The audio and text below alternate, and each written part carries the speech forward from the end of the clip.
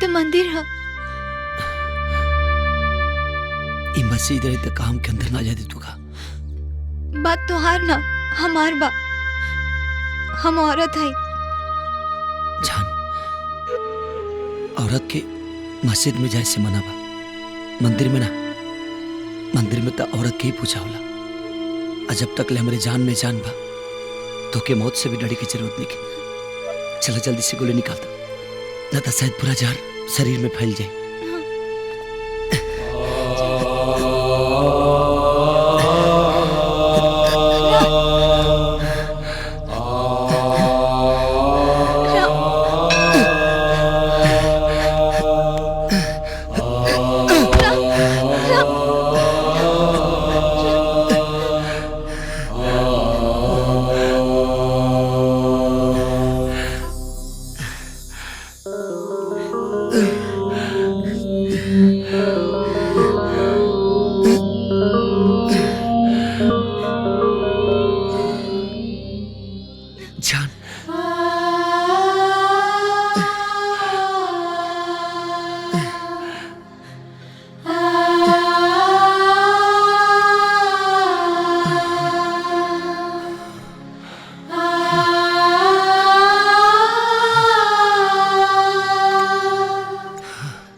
हे भगवान, हमके माफ कर दी। हम मजबूर बानी। जान, अब के चक्कर आवता।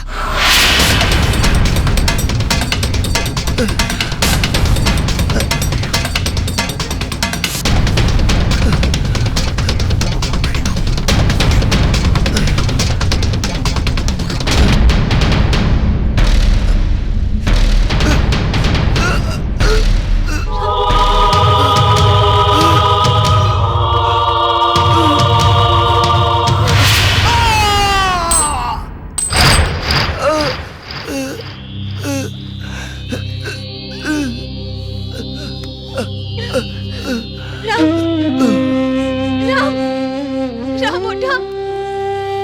राम, भगवान, हम हमेशा हाथ फैला के दुआ मांग ले बानी, लेकिन आज हाथ जोड़ के प्रार्थना करतानी। हमरा राम के कुछ ना होके के चाहिए। ना तो हम समझ जाए कि हिंदू के ईश्वर और मुसलमान के अल्लाह ताला अलग अलग बा।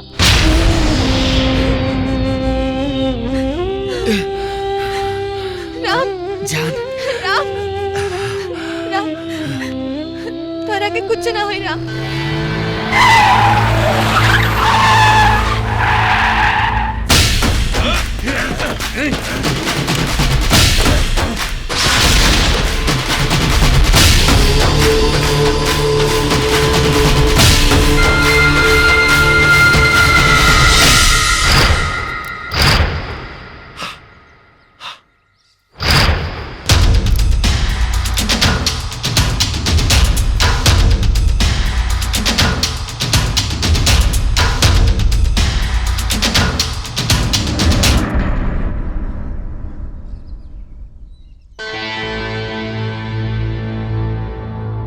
राम मंदिर अपना मौत खातिर बिल्कुल सही जगह चुनने पा।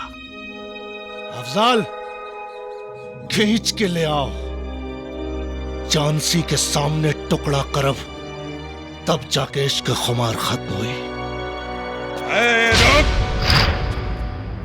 मैं में राम, तुम में राम, हम सब में बस राम ही राम।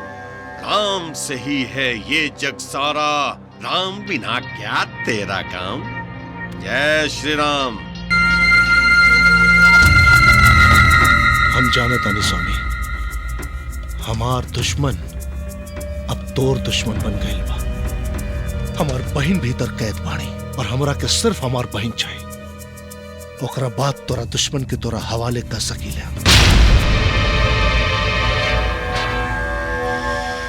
जय श्री राम। मंत्री, तो अपन इज्जत बचावे ही आइल बड़े। ऐसे तोहार बहन तोरा हवाले कर तनी। जगत अफजल,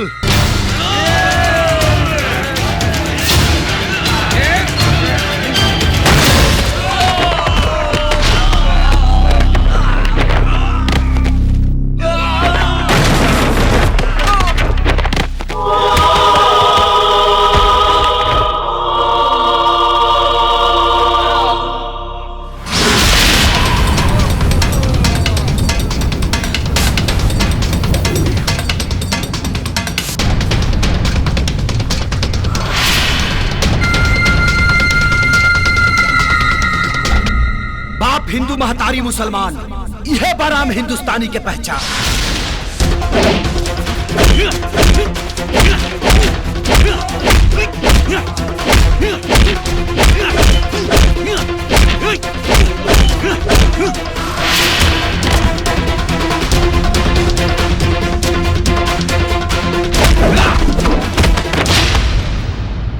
बहुत खतरनाक मिलावट बा हमारे खून में।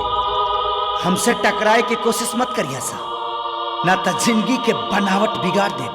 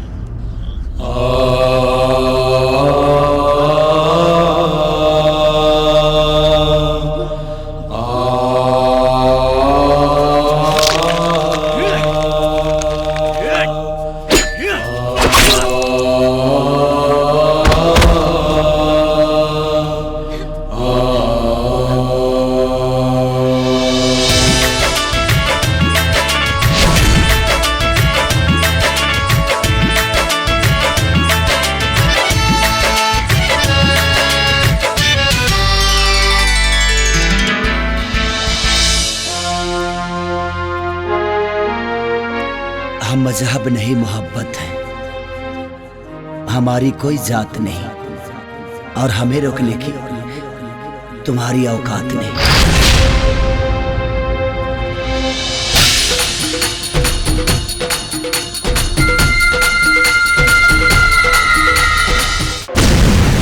क्षेत्र में हुए आज बम धमाके की पूरे देश में कड़ी निंदा की जा रही है। इस घटना के लिए स्वामी जी ने मंत्री बशीर अहमद को दोषी ठहराया है। विपक्षी पार्टी के नेता नारायण तिवारी का कहना है कि मंत्री बशीर अहमद की बहन किसी राम हिंदुस्तानी नामक लड़के के साथ फरार हो गई है। उसे घर वापस बुलाने के लिए मंत्री बशीर अहमद ने यह धमाका करवाया है। आइए जानते हैं मंत्री बशीर अहमद का क्या कहना है। हाँ, निकला था ये घर से। हाँ मंत्री जी आराम से क्या कहना चाहते हैं? मंत्री जी, स्वामी जी और नारायण तिवारी ने आपके ऊपर जो आरोप लगाया है उसके बारे में आप क्या कहना चाहते हैं? जिस जंगल में शेर रहते हैं वहां से गीदड़ अपने आप भाग जाते हैं। और रही बात मेरी बहन की, तो वो भागी नहीं है, अपनी सहेलियों के साथ पिकनिक पे गई है, जल्द वापस आ जाएगी। और ये जो सारे इल्जाम लगाए जा रहे हैं विरोधियों की चाल है हमारी सरकार को गिराने की। लेकिन हमारी सरकार बहुत मजबूत है, हर इल्जाम सरासर गलत है, सच एक दिन सामने आएगा।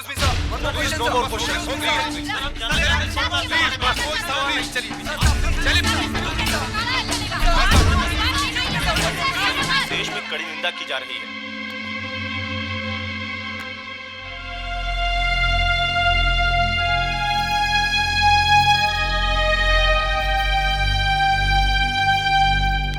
अरे काबिल बबुआ, जान, हम अपना मोहब्बत के इतिहास बेकसूर और बेगुनाह लोगन के खून से नहीं लिखल चाहत। ऐसे तो कि वापस अपना घर जाए के भाई। चल हम छोड़ दी। ठीक बा, हम चल जाए, लेकिन अकेले। कहा है कि भाईजान तोरा के देखिए तो गोली मार दी है। जानसी, राम कोनो कायर के खून ना हुआ। तू ही घर में आई रहलू हो अकेले, अब हमार बहू बने वाला बड़। राम जइहन तारा संगे तारा घरे पहुंचावे, होइहे वही जे राम रची रखा।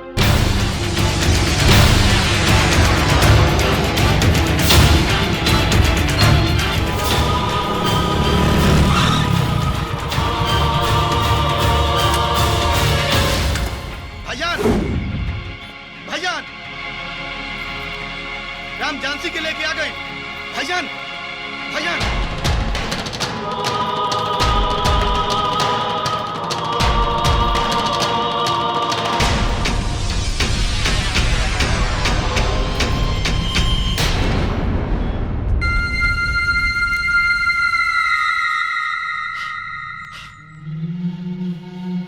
हमार मजहब हमार कमजोरी है, ये तो जाने ले। बेमौत मरे वालन का चीख पुकार तोर कमजोरी बा, ये हम जान गए बानी।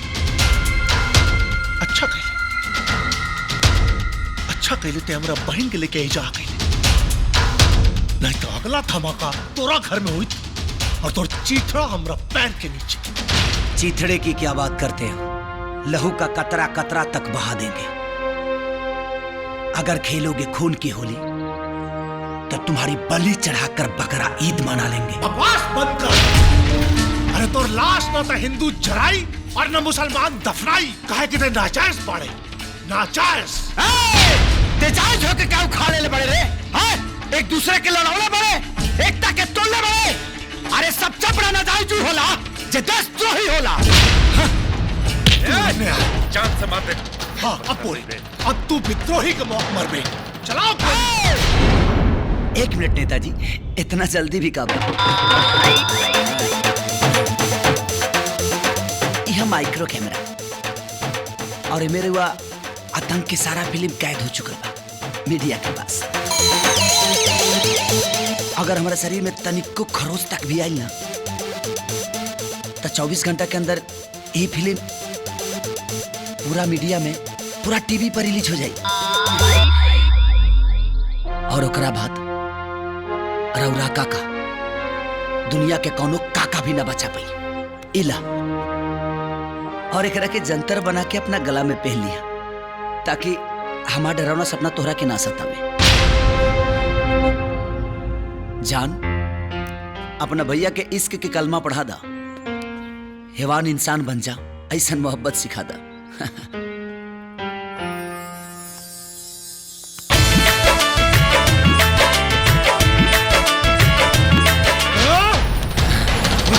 जय श्री राम। लाश शर्म सब बेच देने का है? अरे तन को लाश शर्म नहीं है, यही कर दे जमीन में खानदान के संभाला। भाईजान, ई कान के बाली से वो अपना आशिकी के कवाली गा के चल गई। सच में कान के बाली अब कोनो कैमरा ना हो।